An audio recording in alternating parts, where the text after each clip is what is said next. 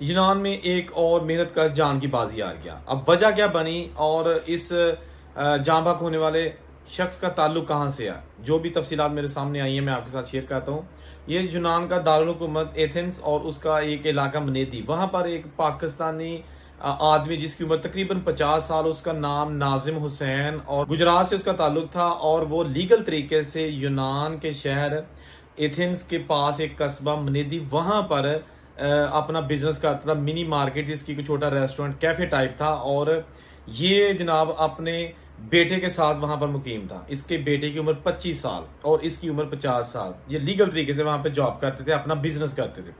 हुआ कुछ यूं कि 2 दिन पहले वो अपने रेस्टोरेंट से निकला मोटरसाइकिल पर खाना डिलीवर करने के लिए, क्योंकि आपको पता है कि जो रेस्टोरेंट्स या शॉप्स होती हैं बाहर के मुल्कों में, ये टेक अवे का बहुत ज्यादा काम है। लोग फोन कर देते हैं और फिर आप खाना डिलीवर करते हैं। नाजिम हुसैन ये जो निकले अपनी बाइक पे खाना लेके और किसी को खाना डिलीवर करने जा रहे थे कि रास्ते में किसी कार ने इनकी बाइक को पीछे से हिट कर दिया। जब हिट किया, टक्कर मारी, तो नाजिम हुसैन जो है ना वो बेकाबू होके गिर पड़े सड़क पे। मोटरसाइकिल एक साइड पे, नाजिम हुसैन साहब एक साइड पे। उसके बाद फिर पीछे से एक तेज रफ्तार ट्रक आ रहा था, उसने नाजिम हुसैन को कुचल दिया। मौका पर ही दुनिया छोड़ गए। बड़ा अफसोस हुआ, इसलिए कि हमारे लिए तो एक खबर है, तो हमें बड़ा जो है ना वो अफसोस हुआ है। तो जिनके घर में ये फर्द थे, जिनकी रोजी रोटी का आसरा थे, जो कि अब इस दुनिया में नहीं है, उसकी फैमिली का क्या हाल होता होगा। दोस्तों, ये कोई यूनान में पहला वाकया नहीं है मोटरसाइकिल से किसी पाकिस्तान की जान गई हो। गुज़श्ता 1 साल में तकरीबन 5 या 6 ऐसे पाकिस्तानी मेहनतकार जिनका मोटरसाइकिल पर रोड एक्सीडेंट में इंतकाल हो गया और वो दुनिया से चले गए। पूरी दुनिया में बात करें तो बहुत सारे ऐसे पाकिस्तानी हैं जो डिलीवरी की जॉब करते हैं, खा वो स्टडी वीजे पे गए हैं, खा वो बगैर पेपर के काम करते हैं या पेपर्स पे। फूड डिलीवरी का काम जो बाइक या साइकिल पे करते हैं, इनकी जो अमवात है उसमें भी बहुत हद तक इजाफा हो चुका है, क्योंकि ट्रैफिक पूरी दुनिया में बहुत ज्यादा है। और बाहर के मुल्कों में अगर जरा भी आप ट्रैफिक रूल्स की वायलेशन करते हैं तो एक्सीडेंट हो जाता है, क्योंकि हर बंदे को स्ट्रिक्टली रूल को फॉलो करना है, क्योंकि स्पीड्स बहुत ज्यादा होती हैं। हाँ वो सऊदी रियासतें हैं, यूरोपियन कंट्रीज हैं, अमेरिका, ऑस्ट्रेलिया है, हर जगह पे स्पीड बहुत ज्यादा होती है। और जो बाइक राइडर्स होते हैं या वो साइकिल सवार होते हैं, उनके लिए प्रॉब्लम्स बड़ी आ जाती हैं जब वो थोड़ा सा भी दाएं बाएं होते हैं। समटाइम उनका कसूर नहीं भी होता तो गाड़ी बेकाबू होकर इनको बेचारों को टक्कर मार देती है। तो ये जनाब अभी नाजिम हुसैन साहब, इनकी अभी बॉडी तो पाकिस्तान नहीं आई, अब देखते हैं कब आती है।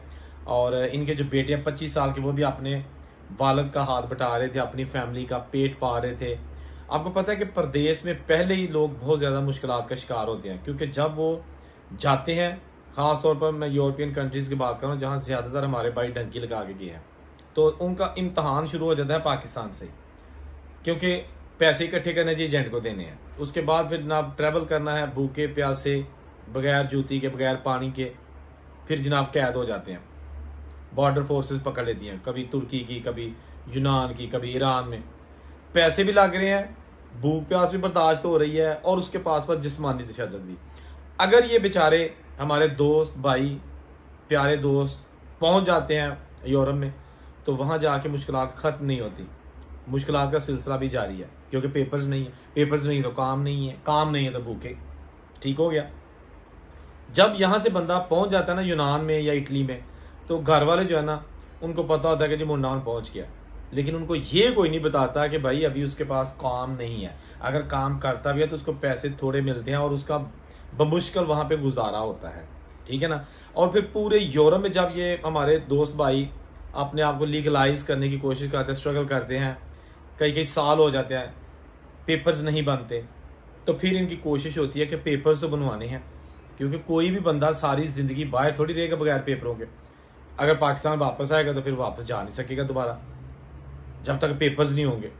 तो अभी जो नया ट्रेंड चला ना, बहुत ज्यादा तादाद में लोग फ्रांस से यूके जा रहे हैं। अब फ्रांस से यूके क्यों जाते हैं भाई? जो भी यूरोपियन कंट्रीज है ना, यूके के अलावा, वहां पर जो देसी कम्युनिटी हमारी पाकिस्तानी, इंडियन, ईरानी, तर्किश, जिस कंट्री से किसी का ताल्लुक है, नाइजीरिया वगैरह, तो वो फ्रांस आ जाते हैं। मतलब अगर बेल्जियम है तो फ्रांस आ जाएगा, क्योंकि फ्रांस यूके सिर्फ फ्रांस से जाया जाएगा इलीगल तरीके से, दूसरे मुल्कों से बहुत कम चांसेस है। तो नॉर्वे, बेल्जियम, इटली, स्पेन, पुर्तगाल या जो भी यूरोपियन कंट्रीज है, वहाँ के जो लोग यूरोप जाना यूके जाना चाहते हैं वो फ्रांस आ जाते हैं। फ्रांस से भी छोटी किस्तें चलती हैं, तकरीबन 34 किलोमीटर का जो रास्ता है, समुद्री पट्टी, इंग्लिश चैनल उसको कहते हैं, वहां से क्रॉस करते हैं। और आज अभी लेटेस्ट रिपोर्ट आई है कि कल रात को एक वहां पर छोटी 7 किश्तियां एक रात में गई हैं और तकरीबन 950 बंदा गैर कानूनी तौर पर एक रात में यूके पहुंचा, जो कि अब तक की सबसे ज्यादा तादाद है। एक दिन में 950 बंदा फ्रांस से यूके आज तक नहीं गया। ये भी एक नया रिकॉर्ड कायम हुआ है। ये भी अभी सोशल मीडिया पे हर तरफ ये खबरें इसलिए फैल रही हैं कि ये जो गए थे इनमें से 4 लोग जान से भी चले गए हैं। उनमें एक 2 साल का बच्चा भी था जो जान से चला गया, डूब गया, गिर गया। 2 खवातीन और 1 मर्द ये दुनिया छोड़ गए। और बाकी कुछ जो पहुंचे हैं वो जनाब यूके पहुंच गए। अब यूके में जाके असाइलम करेंगे। और असाइलम का मतलब ये होता है कि पेपर तो बहुत नामुमकिन है, बस खुआरी शुरू, जॉब्स नहीं मिलेगी, कोई घर में रखेगा नहीं कि भाई तेरे पास पेपर नहीं तो इलीगल है, छापा पड़ेगा भी पकड़े जाएंगे। आपको पता ना कि अगर किसी को यूरोपियन कंट्री या किसी भी कंट्री में गैर कानूनी जो तौर पर मुकीम लोग होते हैं, इमिग्रेंट्स होते हैं, उनको अगर जॉब दी जाती है तो जो जॉब देता है मालिक, उसको भी जुर्माना हो जाता है, भारी जुर्माना होता है, पाकिस्तानी करोड़ों में, ठीक है। और जो वहां पे जॉब कर रहा था ना, उसको भी ठीक ठाक किस्म की जो है पेनल्टी दी जाती है और इवन के उनको डिटेंशन सेंटर में भेज दिया जाता है। तो अब बाहर जब जाएंगे तो वहां पर मजीद मुश्किलात जो है ना वो घेर लेंगी। मेरा एक दोस्त है, वो 14 साल से जर्मनी में है, 14 साल पहले वो गया था और आखिरी बच्चा जो उसका छोटा था ना वो उस वक्त 6 महीने का था, अब वो भी 13.5 साल का हो गया। और जो उसके बड़े बच्चे हैं वो 22 साल का है, कोई 24 साल का है, कोई पेपर नहीं है।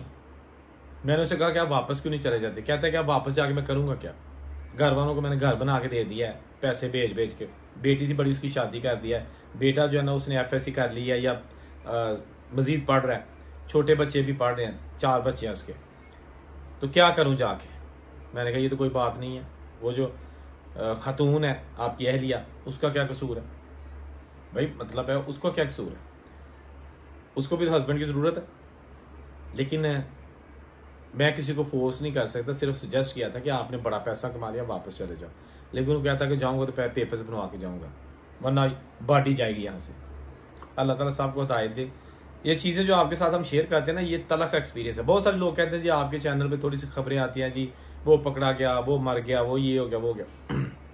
ये खबरें मेरे पास, मैं खुद से नहीं आपको सुनाता। अगर आपको किसी खबर का डाउट हो कि ये झूठ है, झूठी स्टोरी है, ये वो, तो उसके लिए थोड़ी मेहनत फिर कर लिया करें, गूगल पे सर्च कर लिया करें। जो मैं खबर आपको बता रहा होता हूँ या जो थंबनेल पे चीज़ें लिखी होती है वो गूगल पे सर्च कर लिया करें, ठीक है। वो आपको सारी चीज़ें सामने आ जाएंगी, ठीक है। लेकिन ये भी काम किसी पढ़े लिखे बंदे का, हर बंदा ये काम भी नहीं कर सकता। और अगर आपको खबर पे यकीन होता तो सबसे आसान काम है नीचे लिख दिया करें झूठी है, झूठ खबर है। मतलब है कि आपको अगर नहीं पता तो इसका ये मतलब है, मतलब ये नहीं है कि खबर है ही नहीं है। भाई आपको खबरें बताने के लिए हम बताते हैं कि आपको इन चीज़ों का नहीं पता, हम बता रहे हैं। इसका ये मतलब नहीं कि तुसी को नहीं झूठ है, सन पता ही नहीं, अभी तो सुने नहीं। भाई आपने नहीं सुना तो सुना रहे हो ना, ठीक है ना। जहाँ नहीं खुश रहे और उनसे कोई इजाज़त दीजिए, अल्लाह हाफ़िज़।